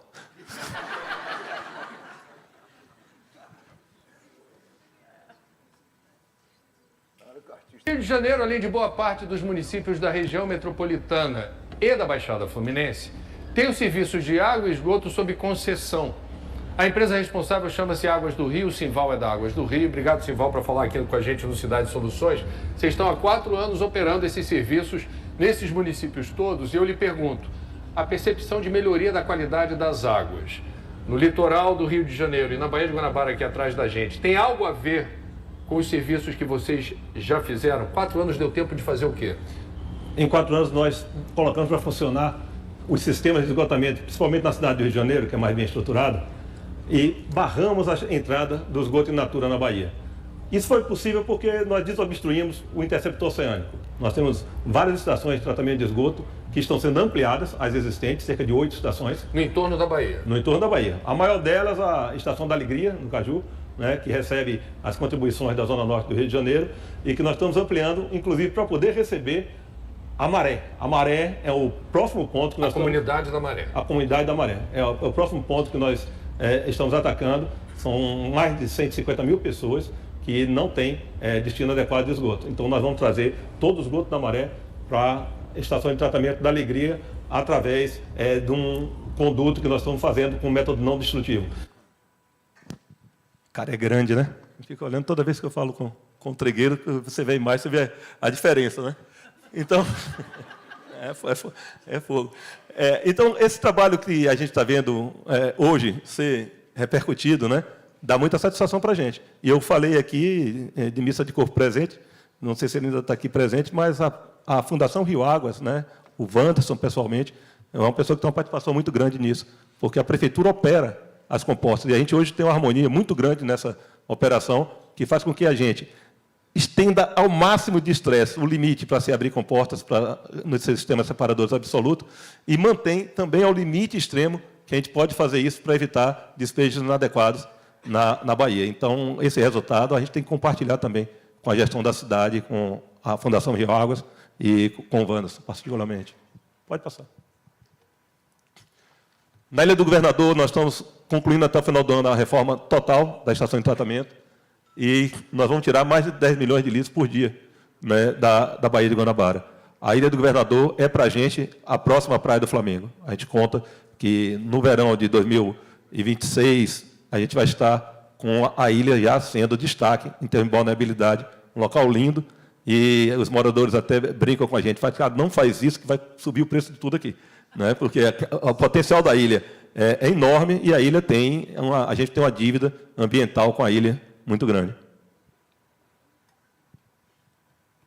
Já falamos aqui da Et Alegria, que é um investimento contínuo, porque com a Et Alegria a gente pode receber os esgotos da Maré, a gente pode conectar os coletores troncos que estão sendo concluídos, inclusive, pelo programa do PISAN do Estado do Rio de Janeiro.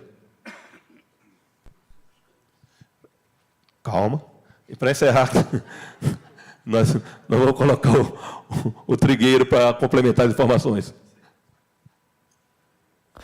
Como a gente viu na reportagem, a limpeza do chamado interceptor oceânico foi fundamental para a recuperação das praias do Flamengo, Glória e Botafogo. Mas como replicar esse processo em toda a Baía de Guanabara? Como a gente mostrou ontem, ainda tem muito desafio pela frente para acabar com o despejo de esgoto. Vamos ver aqui no telão? Hoje, a Águas do Rio atualiza em quase todas as cidades ao redor da Bahia, está atuando nessa região, com exceção de Guapimirim e Niterói. A concessionária tem 6 estações de tratamento de esgoto ativas no entorno da Baía de Guanabara. 4 ficam no Rio. Penha, Pavuna, Ilha do Governador e Alegria no Caju, que é a maior de todas. Hoje, essa estação, a maior de todas, trata cerca de 2.000 litros de esgoto por segundo e está sendo expandida para chegar a 5.000 litros. Também tem estação em Belford Roxo e São Gonçalo. No contrato de concessão, a Águas do Rio tem até o ano de 2033. Anota aí que eu vou cobrar. Ou seja, mais 8 anos para universalizar a coleta e o tratamento do esgoto em toda a área de concessão. Para isso, a empresa planeja construir mais 5 estações de tratamento. Vamos ver? Alcântara, em São Gonçalo, Ferma, em Itaboraí, Farias, em Duque de Caxias e mais 2 em Belford Roxo, Orquídea e Maringá. A gente vai torcer, vai cobrar e, se der certo, a gente celebra de vez. Pode passar? Como a gente viu na reportagem, a limpeza do chamado interceptor. Gente, eu acho que ainda ganhou 1 minuto na sua conta, né? Isso era o que a gente tinha para apresentar e eu acho que o que a gente está colocando aqui se insere nessa nossa discussão de como combater eventos extremos, que de extremos vão virar cada vez mais normais, mais cotidianos. Nós estamos tendo uma mudança do novo normal e a gente tem que estar preparado. Em termos de escassez, com programas de reuso, essas ETs estão todas programadas para que a gente faça um programa de reuso e alimente a indústria, e com isso a gente libere mais água para a população, e com o controle de perdas, que é fundamental da nossa parte. E estamos, como empresa de saneamento, também disponíveis para discutir novas alternativas de captação, isso sempre em conjunto aí com a SEDAI. A gente está sempre atuando de maneira a melhorar o sistema original de abastecimento e levar dignidade, saúde e levar qualidade de vida à população do Rio de Janeiro. Era isso aí, obrigado.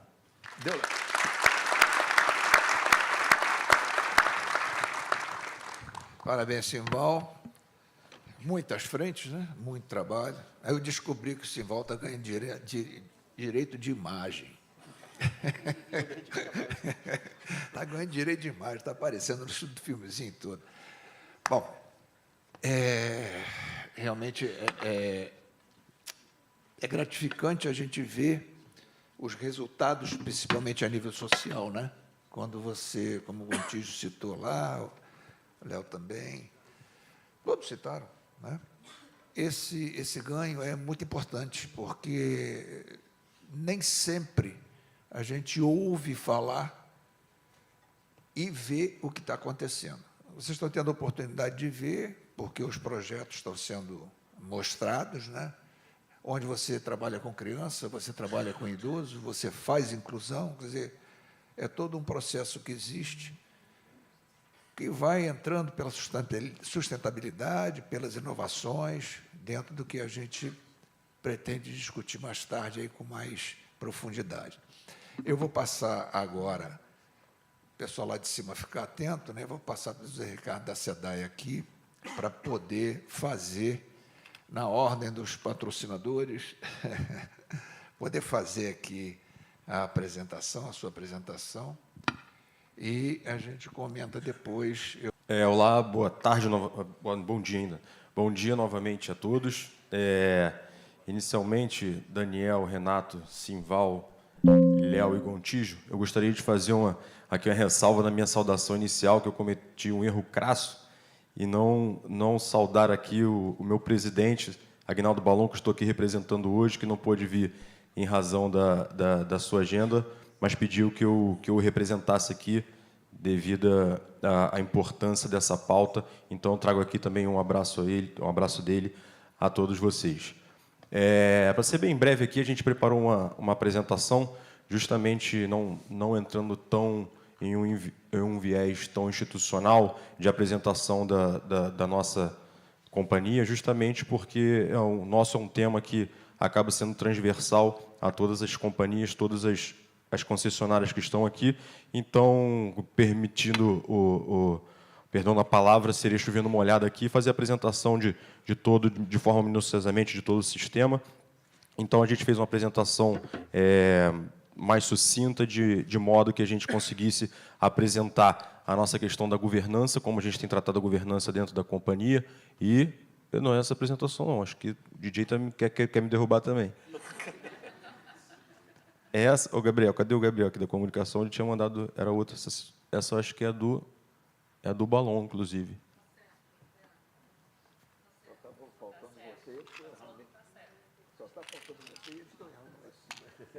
Então tudo bem.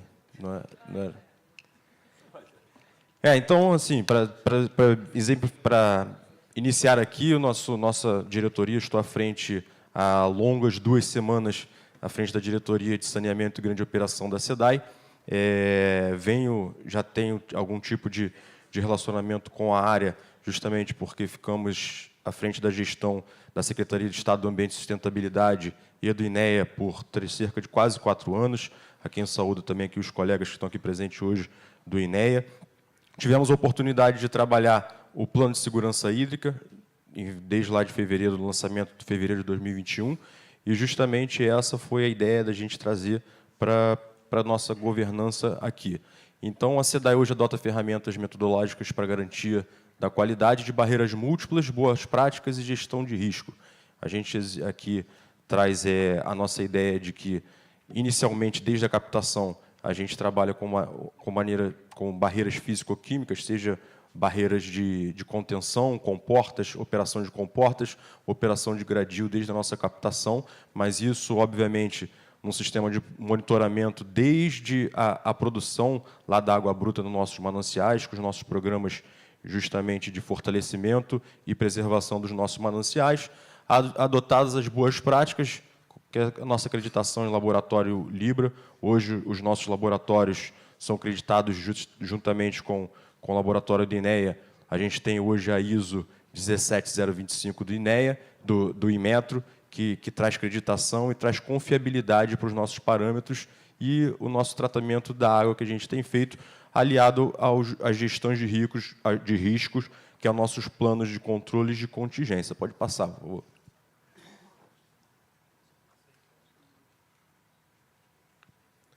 Então, como medida de controle, como eu disse, nos últimos 3 anos, nós temos implementado medidas ali justamente para a segurança da água, que são temas urgentes para a gente. Todos nós sabemos aqui a grave crise que passamos num passado agora recente, seja lá na época das geosminas, na época da espuma, na época do tolueno. Então, a gente tem adotado mecanismos de segurança, que isso é muito caro para a gente, para que a gente consiga fornecer uma água de qualidade e segura para a população. Pode passar, por favor. E aqui, como medidas de controle, a gente tem, de maneira física, lá no nosso manancial, especialmente aqui do Guandu, que está exemplificado, o nosso sistema da unidade de bombeamento da Lagoa, justamente para que aqui não cabe ficar explicando minuciosamente, todos aqui já sabem que é uma plateia qualificada, mas justamente para a gente fazer o bombeamento da água do Guandu para o Lagoão, de forma que a gente consiga baixar a temperatura, consiga trazer uma dinâmica para a água, evitando a proliferação de cianobactérias e eventuais geosminas. Pode passar, por favor. Aqui a gente, um pouco do nosso sistema Libra, do nosso laboratório, que hoje a gente tem alguns laboratórios descentralizados.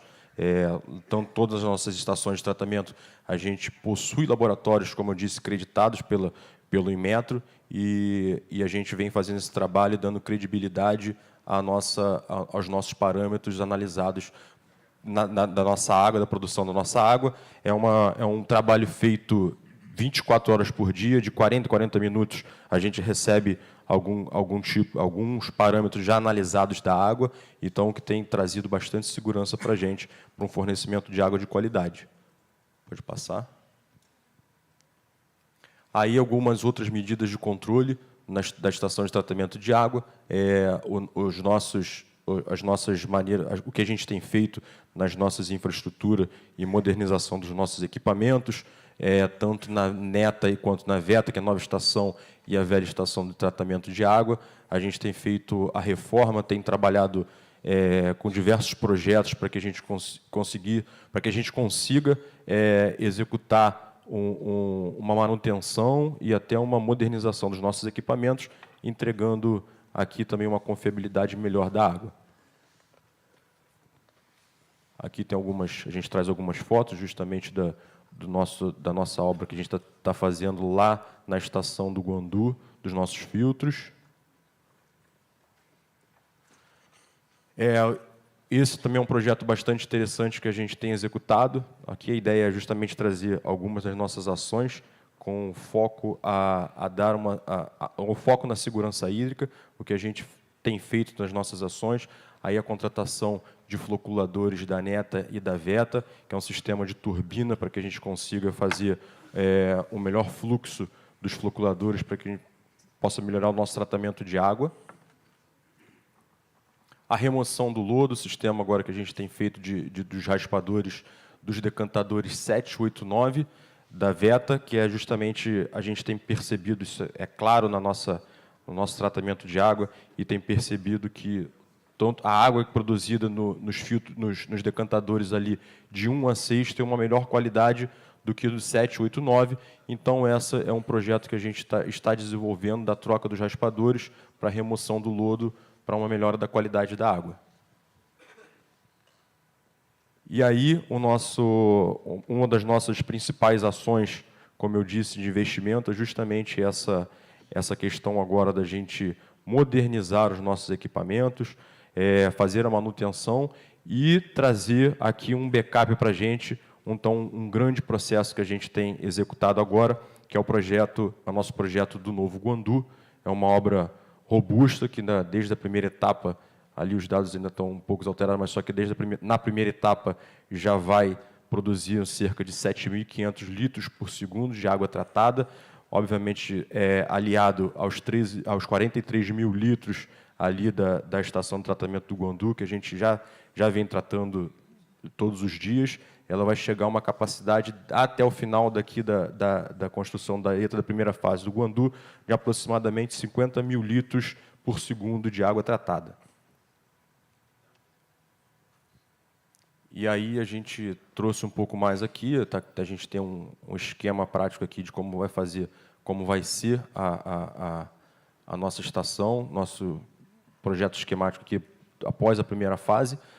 Como eu disse, capacidade de 7.500 litros por segundo, operar em conjunto com a Leta Guandu. Isso é muito importante para a questão da segurança hídrica, que nos traz aqui um backup, justamente para que a gente até possa fazer. Hoje, eu comecei aqui, na minha primeira semana, passei pelo batismo de fogo, quase, né, de água, que eu diria, que foi a paralisação lá da ETA Laranjal, e já programando a paralisação do Guandu. Então, esse novo projeto vai trazer uma melhor produção, uma mais eficiente produção, que a gente vai conseguir trazer menos impactos para a população, justamente na questão da paralisação, o momento que a gente precisa preparar todo o nosso sistema para o verão, quando a gente é mais demandado. Aí algumas fotos das obras, das nossas tubulações que estão sendo instaladas.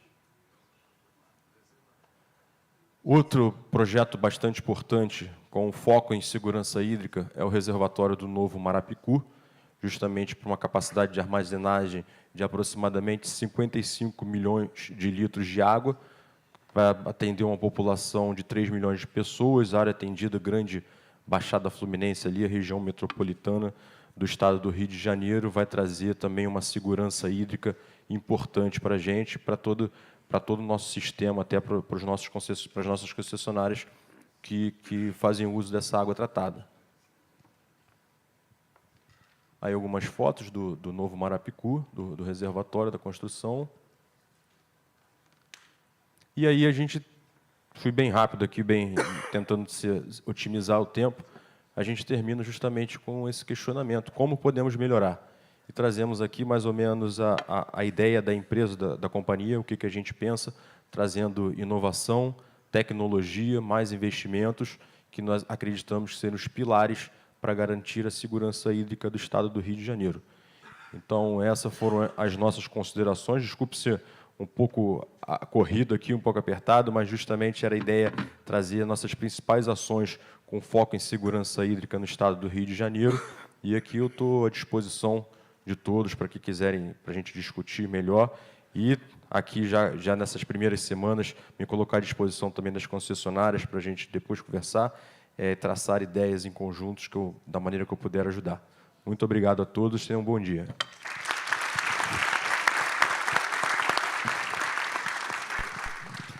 Obrigado, Zé Ricardo. Só uma coisinha, por favor. A SEDAI a gente já tem no coração aí ao longo de algum tempo. Não gosto nem de falar quanto tempo, mas o pessoal diz que eu estou muito velho. Sou como você, que tem 62.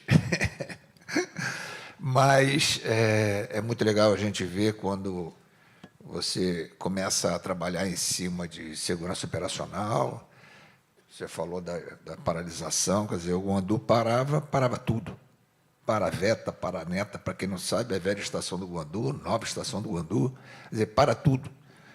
Com a ampliação, agora você passa a ter uma condição de segurança operacional melhor, como ele bem disse, o impacto menor para a população, porque o novo sistema continua operando, e com algumas operações que vão poder ser ajustadas, de repente isso vai poder ser feito até em outras etapas diferentes.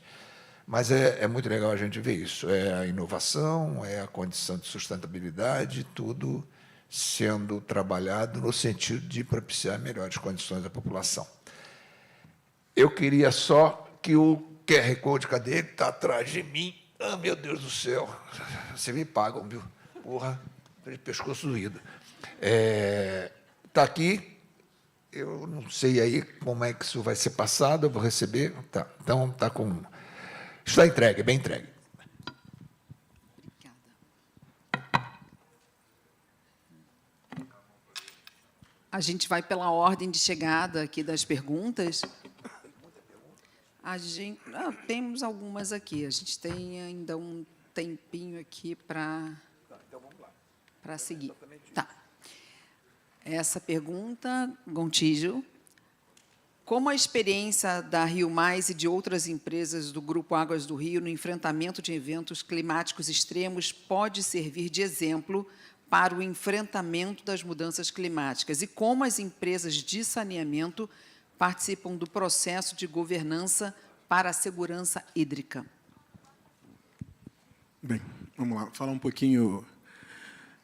A primeira pergunta é como as empresas em relação à segurança hídrica, né?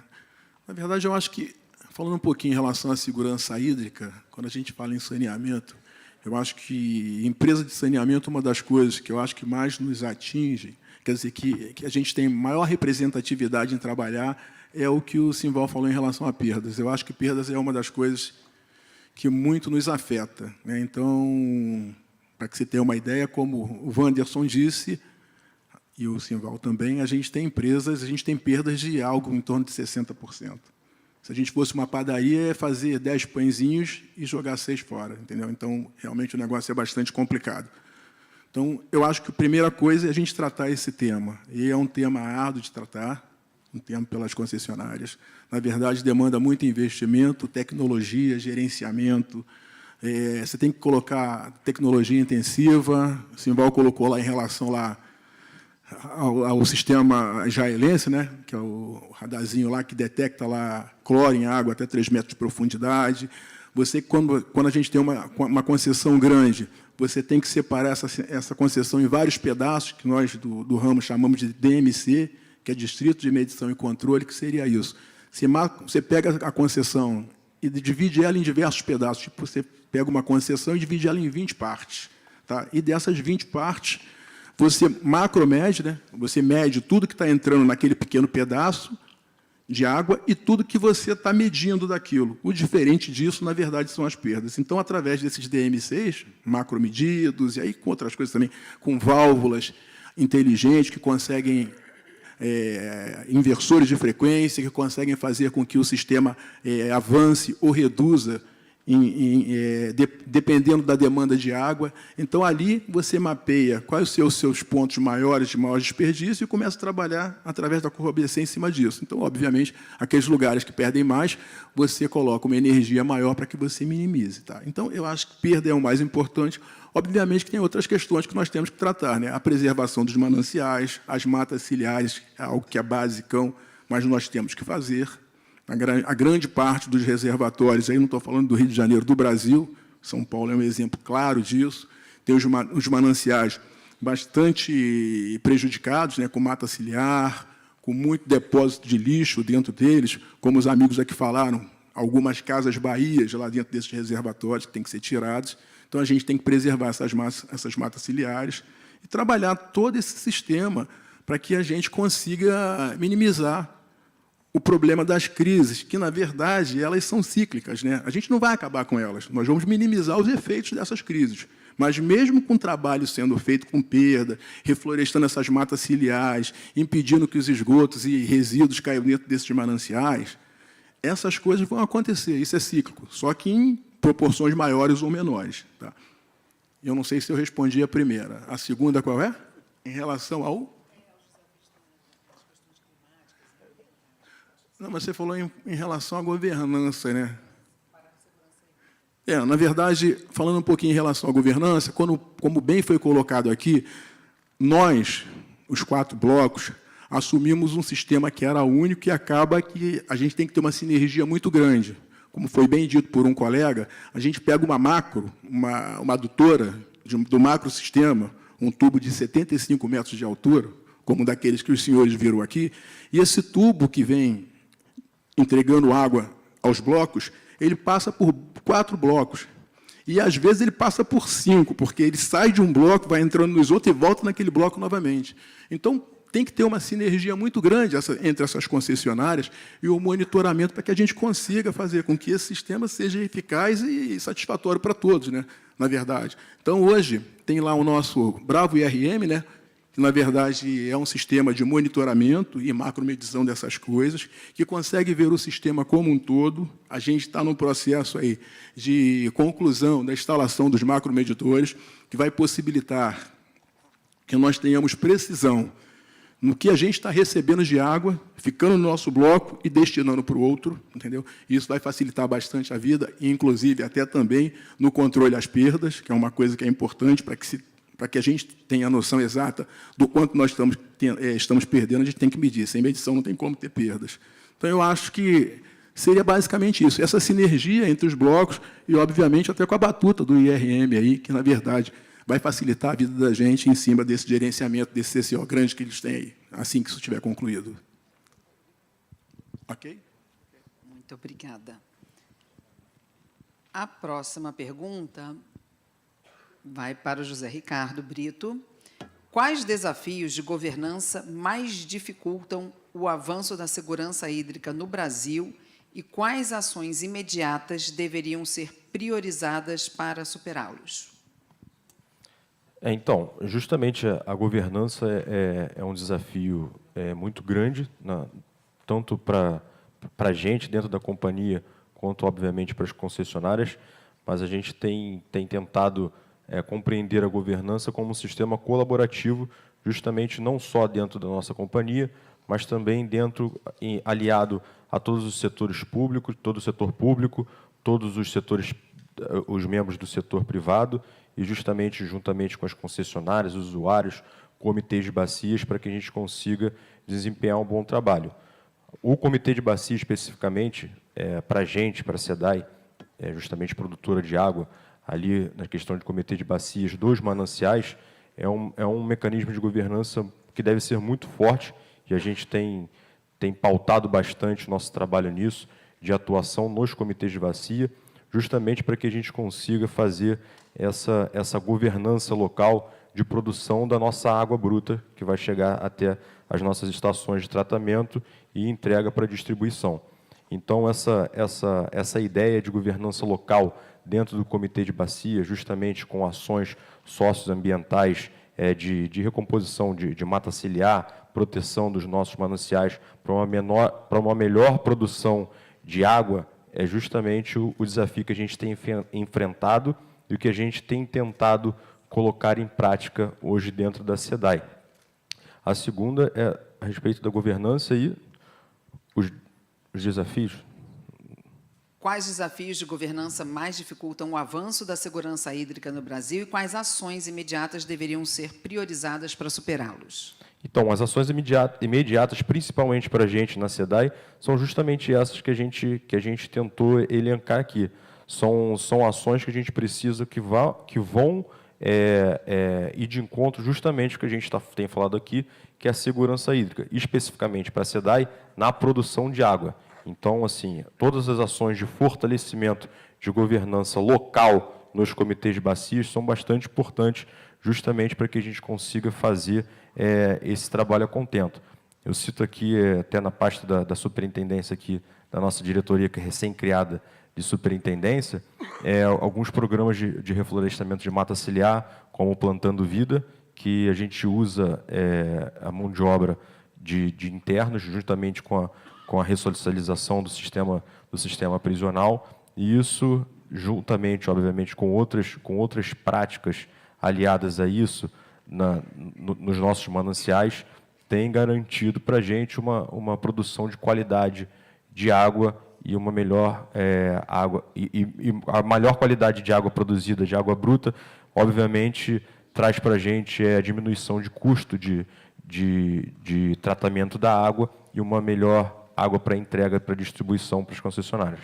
Então, eu acho que dentro da companhia, principalmente para a gente, trabalha na produção de água e com posterior tratamento, eu acho que esses têm sido os principais desafios relacionados à governança e como a gente tem enfrentado nessas principais ações iniciais para que a gente consiga fazer esse trabalho de maneira exemplar. Muito obrigada. A próxima pergunta para o Simval. Quais os impactos positivos e negativos da instalação dos hidrômetros externos nas residências no Rio de Janeiro?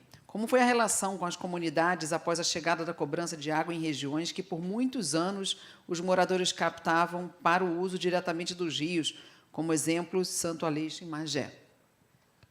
Bem, a gente, em relação ao hidrômetro, a gente fez um programa, série de hidrometração. Nós temos meta contratual de renovação do parque de hidrômetro e de manutenção da hidrometração das residências dos clientes. Então, nós iniciamos para cumprimento dessa meta contratual e para que se tenha também o controle, e o hidrômetro ele tem um fator educativo muito grande. Quem não mede não tem noção do que está fazendo. Então, quando você não tem o hidrômetro, as pessoas não têm a mínima noção do seu consumo, e o hidrômetro tem essa função também educadora de sustentabilidade. A gente tem colocado alguns hidrômetros fora da residência. Nós temos alguns bairros e algumas cidades que são mais dormitório. Então, a pessoa, para você fazer a leitura, você teria dificuldade de ficar esperando adentrar na residência, e, com isso, a gente tem ganho eficiência, né, na questão não só da leitura, como da própria manutenção do hidrômetro. A gente enfrentou e vem enfrentando, em alguns momentos, o furto do hidrômetro externo, mas isso a Light também enfrenta o furto dos cabos, a telefonia também enfrenta, dos carros, né? Então, não é uma questão sui generis do hidrômetro, e a gente vem combatendo isso com a instalação de hidrômetros com núcleo de plástico, sem valor comercial, né? Mas aí é um processo também que o ferro velho é que vai educar, né, ao seu fornecedor. Tá? E a segunda parte de comunidade, o trabalho em comunidade, a gente tem um programa chamado Afluência, que a gente fala com a liderança diretamente, né, os moradores diretamente, e a gente tem a única empresa, talvez, que tenha uma diretoria só para comunidades, né? Nós temos mais de 522 comunidades somente na cidade do Rio de Janeiro. Então, a gente dá um foco especial nessa questão das comunidades, e o que a gente sente é que pessoas que nunca tiveram uma prestação de serviço adequada, elas têm uma disposição a pagar, sim, e elas querem, sim, o serviço, e elas pagam por isso, né? O que acontece é que você tem que demonstrar o benefício da sua atuação para ser reconhecido o valor do trabalho que você faz, para que qualquer pessoa se disponha a pagar. E a gente tem tido grande sucesso, inclusive, eu posso citar a Barreira do Vasco, que foi uma das primeiras comunidades que nós entramos, que mantém níveis de inadimplência típicos da Zona Sul do Rio de Janeiro. Até porque, quando cobra-se, eles podem cobrar também e a qualidade do serviço aumenta. Por aí. A próxima pergunta para o Daniel Moura. De que forma as concessionárias podem atuar como protagonistas na ampliação do reuso de efluentes tratados no Estado, tanto no incentivo a usos não potáveis, como irrigação, lavagem de vias e processos industriais, quanto na articulação com o poder público para a atualização e integração da legislação que viabilize e estimule essas práticas? Bom, a gente tem visto, né, lá na Zona Oeste Mais Saneamento, essa prática sendo adotada como princípio básico da gente ter esse reuso potencializado ao máximo, onde a gente consegue, de fato, oportunizar essa utilização de uma água de reuso. Isso traz só não benefício ambiental, benefício social, mas também o benefício financeiro, né? De você ter um recurso que hoje é escasso, um recurso que hoje tem um valor de mercado e que a gente vê e vem trabalhando aqui ao longo das palestras dos colegas aqui, a gente conseguiu entender o volume que existe hoje de perda e o valor que tem esse produto que é a água, né? E você utilizar essa água potável hoje para um uso que não é, de fato, ali um uso com valor, você adotar essa água de reuso para poder ter essa utilização, ele tem muito valor para nós concessionários, né? Então, acho que esse é o maior estímulo que a gente consegue visualizar. A gente aplica isso lá na Zona Oeste mais como um princípio básico quando a gente vai fazer, de fato, uma renovação ou uma nova estação de tratamento. E eu tenho certeza que as outras concessionárias também aplicam esse estudo e essa viabilidade de estar utilizando essa água com uso melhor, né, com uso mais apropriado, ao invés de estar utilizando uma água potável, que eles podem estar ali comercializando, ele tem um valor de mercado muito grande para todos nós, e tem esses combates que a gente tem que fazer constantemente a perdas. Então, você está sempre tendo essa motivação, e não só financeira, mas a motivação sustentável, a motivação social, de estar dando uma utilização para essa água potável da melhor forma, é, sem dúvida, o maior motivo para a gente poder replicar essas águas de reuso, essa utilização dessas águas que são secundárias, né, de uma forma mais apropriada e de uma forma mais ampla. Eu acho que esse é o principal motivador. Muito obrigada.